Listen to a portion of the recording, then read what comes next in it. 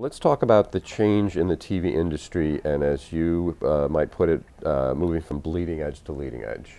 Well, I actually borrowed that. I'm borrowing that phrase from, I think it was Matt Spiegel, who's one of the moderators, and it grabbed me because it feels right at this conference. It feels as though we are moving from conversation about how the TV industry is evolving to action in the TV industry evolving. Another gentleman during the conference said we're moving from paperwork to execution.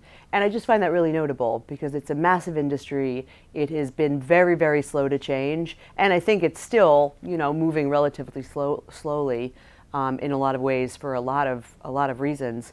But it feels, the energy this time feels meaningful, as though we are graduating to action.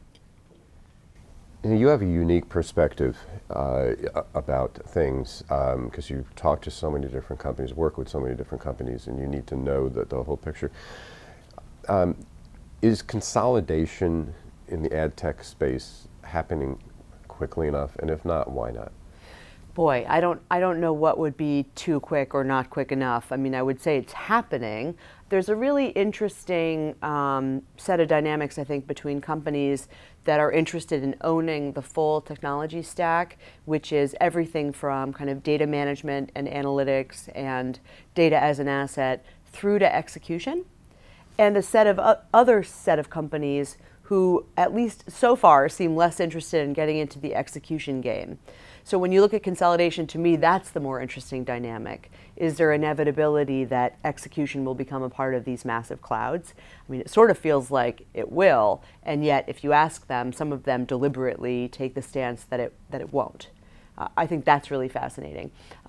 Either way, are marketers being more choiceful about their advertising technology stacks?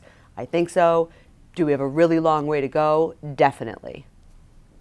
So in the OTT space, there's such opportunity, but do you feel it's being underutilized, and if so, why? Yeah, OTT is so interesting. I mean, it's a thing that I've been thinking about for a while because it feels to me, as both a researcher and as a consumer, the thing that feels the most like digital. And I know that marketers are craving in television some of the qualities of digital that they find valuable in the television world. So better targeting, sort of more responsiveness and speed of change, of optimization, of moving dollars around, and kind of more sophisticated, more meaningful measurement.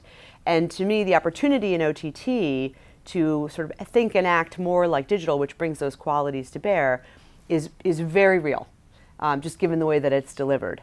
But you get the sort of magic of sight, sound, and motion of television, right? The value that comes with that kind of ad experience. We're, again, maybe sort of on the cusp, where a year ago it felt like maybe nothing was happening. Maybe as a consumer it felt that way, and probably if you ask marketers, they weren't doing all that much. To this place where we're graduating past, I don't know who should buy it. Should it be my television buyer? Should it be my video buyer? To, I want to do this thing. How do I make this thing work for me? So better targeting is starting to be brought to bear. Still real challenges with measurement, but I can feel, leading agency types and marketers pushing on that. And as a consumer, I will say, anecdote is not evidence, but I do not want to look at a dead AirPod inside of an app-based environment on my television. That is insane. That is a waste. It's a waste for the content creator, and it's a terrible experience for the consumer. So it's time for us just to get better at that. Okay. So as we know, leading content creators, NBCU for example, are actively exploring new sales and packaging models, but there remain very real challenges around the way the industry buys and measures. I appreciate so much that companies like NBCU are trying to push for change, I think in part because they know that it's necessary, and they're also hearing their clients tell them that these are the kinds of changes that they want. And yet, is the industry itself responding quickly enough, or sort of adopting these new models at the scale that companies like NBCU would want? Probably not yet. And I think a lot of it is just basic business dynamics that exist, for example, between brands and their agencies, where the traditional model, which is very procurement driven, is about getting CPMs lower than the CPMs that the agency achieved the prior year, which is insane. I don't know what else to say about it. It's a crazy model. When a model of rewarding efficiency and effectiveness, it just needs to become more of the norm, right? And so you do see companies like Target, for example, with Team Arrow, their agency group inside of Group M, I think blowing up some of those paradigms, but they feel to me like the exception rather than the norm. And I hope that they can serve as an example of how to kind of rethink some of these business dynamics that are getting in the way. So it's easy to lump the new digital upstarts, whatever you want to refer to them as, and the traditional TV providers. But it's clear the Amazons, they all have different business models, okay? Sure. So let's talk about Netflix. It would be easy for them to go to an ad-supported way of doing business. Sure. What do you think the chances are of that? Boy, Netflix is such an interesting chicken and egg situation where on one hand you can make the argument, and I heard this today and I think it's so smart, that consumers are driving change. And that is absolutely true. Consumers are requiring different things of content creators, of distributors, of brands.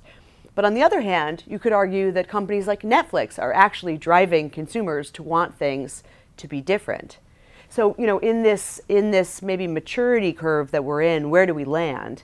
Well, advertising absolutely has a place. I mean, that is how consumers learn about stuff. Yes, they learn about it from their friends, but how did their friends find out about it? There's a very sort of healthy purpose that advertising can fulfill.